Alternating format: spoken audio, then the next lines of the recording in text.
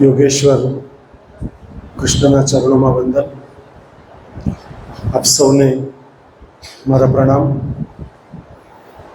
SB ગાયડા college IQSL અને commerce department તરફથી આયોજિત નાણાકીય સમજ લિટરસી એ વિષય ઉપર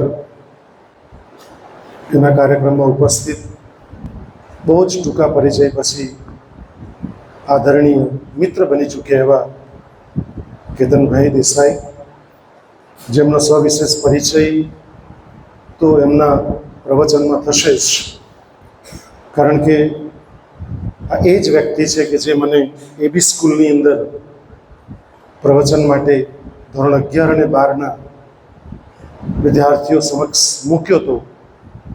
કલાકનો કાર્યક્રમ, લગભગ કલાક, 1.5 કલાકનો કાર્યક્રમમાં 2 કલાક સુધી કન્ટિન્યુઅસ રહ્યો અને કેતનભાઈ 2 કલાક સુધી મારી સાથે બેઠા. એકવાર જોરદાર તાળી કેતનભાઈ માટે પડી. અને એમણે જે મારા વિશે જોયેલું અમલસાડમાં અને સાંભળેલું તે ચરિતાર્થ વિદ્યાર્થીઓમાં કર્યું. એટલે મને સવિશેષ આનંદ ત્યારે પણ પહેલી વાત એ કરીને આજે પણ ખાલી વિનમ્રતાપૂર્વક હાથ મૂકી દઉં કે કેતનભાઈ ત્યારે આપણી ઓફિસમાં આવેલા ત્યારે મને કહેલું કે સર, આટલા બધા કાર્યક્રમો મેં કર્યા છે પણ ક્યારેય હું કોઈકને રૂબરૂ આમંત્રણ આપવા માટે નથી ગયો. એટલે મેં એમને કહેલું કે કૃષ્ણ સુદામાની વાર્તા દ્વારા મેં કહેલું કે આજે હું ખરેખર ધન્યતા અનુભવું છું કે આજે કેતનભાઈ આપણી વચ્ચે ઉપસ્થિત છે. અને કેતનભાઈની વિશેષતા એ છે કે આપણી જ કોલેજના વિદ્યાર્થી તો છે જ, પણ કોમર્સ ડિપાર્ટમેન્ટના જે તમારા ઈશ્વરભાઈ ચૌધરી સાહેબ છે એમના સહપાઠી છે, એક જ ક્લાસમાં બેસીને ભણેલા છે. એટલે ઈશ્વરભાઈએ પણ જોયું કે કોને લાવી શકાય, એમનો પણ કાર્યક્રમ બાકી રહી ગયેલો એકચ્યુઅલી. એટલે એ પણ પછી કેતનભાઈને અમે સાથે જ મિત્રો છે. એટલે આજના કાર્યક્રમમાં ઉપસ્થિત આદરણીય કેતનભાઈ, મારા vice principal doctor Hiteshbhai, commerce વિભાગના અધ્યક્ષ ડૉક્ટર ઈશ્વરભાઈ ચૌધરી, તમામ અધ્યાપક મિત્રો અને વલ્લા દીકરા દીકરીઓ, કદાચ તમને બીજા કોઈ ક્લાસમાંથી લઈને આવ્યા છે એટલે કેટલાકના ચહેરા પર એમ બહુ જ આમ સ્મોલ સ્માઇલ જોવા મળે છે, નાની એમ કે આ તો પકડીને આજે લઈ આવ્યા એમ. પણ જબરજસ્તી કરવી પણ ક્યારેક જરૂરી છે સાહેબ, જબરજસ્તી બી જરૂરી છે. તમને એ ખબર છે ખરું કે આ પિલર જે ઊભા છે કેવી રીતે ઊભા છે? ગાયડા કોલેજ કે તમારું ઘર જે પિલર ઊભા હોય ને, કેવી રીતે ઊભા હોય, શરૂઆત કેવી રીતે થઈ હોય, કોને ખબર છે? હું એન્જિનિયરિંગનો સવાલ નથી પૂછતો, સાદો સીધો સવાલ પૂછું છું. આજે કેટલાકના ચહેરા પર સ્માઇલ એટલે મારે શરૂઆત જુદી રીતે કરવાની ઈચ્છા થઈ ગઈ. મારે કરવું તો જુદું, પણ ખબર છે તમને કે પહેલાં છે ને તાર બાંધવામાં આવે, બરાબર છે? તાર બાંધવામાં આવે પછી સિમેન્ટ કોન્ક્રીટ નાખવામાં આવે. સિમેન્ટ કોન્ક્રીટ ડાયરેક્ટ એમ જ નાખી દેવામાં આવે ના, શું કરવામાં આવે? એના આજુબાજુ ચારે સાઈડ શું લગાવવામાં આવે? શું લાકડાના સપોર્ટ લગાવવામાં આવે. અને સપોર્ટ લગાવવામાં આવે પછી ભરવામાં આવે અંદર, બરાબર? અંદર બરાબર હરિયો નાખીને ભરાઈ જાય પછી તરત છોડી કાઢે નહીં ના. હવે જો તમે છોડી કાઢો તરત જ જવા દેવામાં આવે તમને, જો જબરજસ્તી લાવવામાં નહીં આવે, જો જબરજસ્તી એને રાખવામાં નહીં આવે, તો મને બતાવો કઈ બિલ્ડિંગ આજે ઊભી રહી? ગાયડા કોલેજે તમારા ચરિત્ર ઘડતર માટે તમને જબરજસ્તી પણ લઈને આવ્યા છે ને. આજે તમારા નાણાકીય સદ્ધરતા વિશે તમે સમજીને જશો, જાણીને જશો. અને હું તો એમ જ કહીશ, MCOMના ક્લાસમાં કહેલું તેમ કે માત્ર ને માત્ર આજથી ખાલી મહિનાના 500 રૂપિયા પપ્પા પાસે જો તો ઉછીના લઈને SIPમાં રોકાણ સ્ટાર્ટ કરી દો. ખાલી 500 રૂપિયા અને 50 વર્ષ સુધી કરો.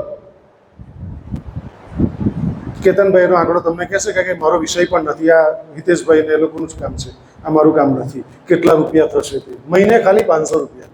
મહિને 500 રૂપિયા વધારે લાગે તમને? બિલકુલ વધારે નથી, રાઈટ? એટલે એ બધી વાતો તો કેતનભાઈ કરશે, પણ મારે જે તમને વાત કહેવી છે એ વાત મનુષ્ય 4 પ્રકારના હોય.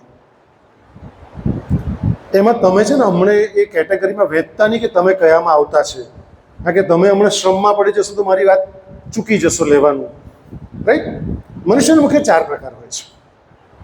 એક ઓટો સ્ટાર્ટ, જેને બિલકુલ કંઈ કહેવું નહીં પડે અને વાંચવા બેસી જાય. કેટલાક દીકરા દીકરીઓ એવા હોય છે જેના તમે દર્શન કર્યા હોય કે ઓટો સ્ટાર્ટ જાતે જ નક્કી કરે મારા જીવનમાં કંઈક બનવું છે એટલે વાંચવા બેસી 4 વાગ્યાને નહીં મમ્મીએ ઉઠાડવા પડે નહીં મોબાઈલે ઉઠાડવા પડે, જાતે ઉઠી જાય તે ઓટો સ્ટાર્ટ. આ મનુષ્યનો પહેલો પ્રકાર.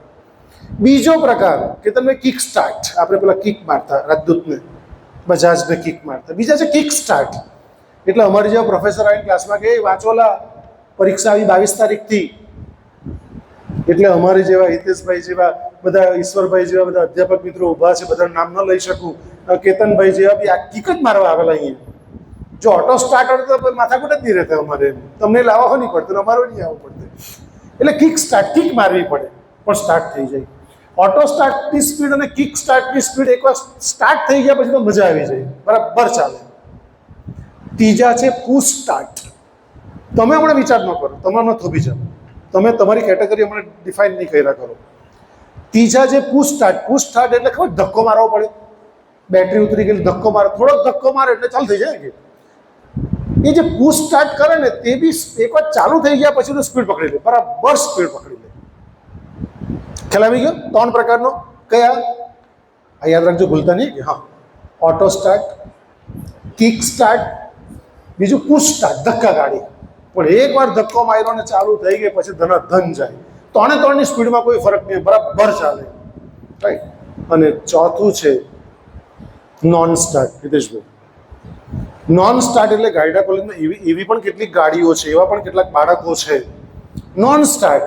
સાહેબ લોકો ધક્કા માર્યા જ કરે, મા બાપ લોકો ધાલા જાઓ કરો.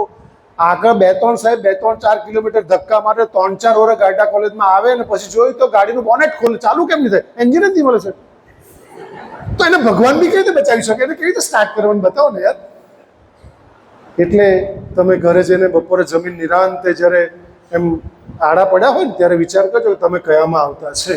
હમણાં વિચાર ન કરતા, કારણ કે પાવર ઓફ પર્પઝ સમજવાની જરૂર છે દીકરાઓ. જો પાવર ઓફ પર્પઝ તમારું હશે ને તો ગાયડા કોલેજમાં તમે ઉત્તર પ્રગતિ કરી શકશો. અને ગાયડા કોલેજ એ તમને કિક સ્ટાર્ટ માટે જ આવે છે. અને આવા જે કાર્યક્રમ રાખે છે ને એ તમને ઓટો સ્ટાર્ટ મોડમાં જતા રહો ને એને માટેનો પ્રોગ્રામ છે દીકરાઓ. એટલે તમે ખરેખર જે જબરજસ્તી પણ હિતેશભાઈના ક્લાસમાંથી લાવ્યા છે એ તમે ધન્યતા અનુભવજો કે તમે આજે બહુ જ ઉત્તમ જ્ઞાન પ્રાપ્ત કરવાના છો અને કરી રહ્યા છો. તો કેતનભાઈને આવકારતા ગાયડા કોલેજ પરિવાર વતી ખરેખર આનંદ અને ગર્વની લાગણી અનુભવું છું. ફરી એકવાર જોરદાર તાળી કેતનભાઈ માટે પાડી દઈ મારી ચર્ચાને માત્ર અલ્પ વિરામ આપું છું. ફરી પાછા મળીશું. ધન્યવાદ. જય હિન્દ, જય ભારત, જય ગુજરાત.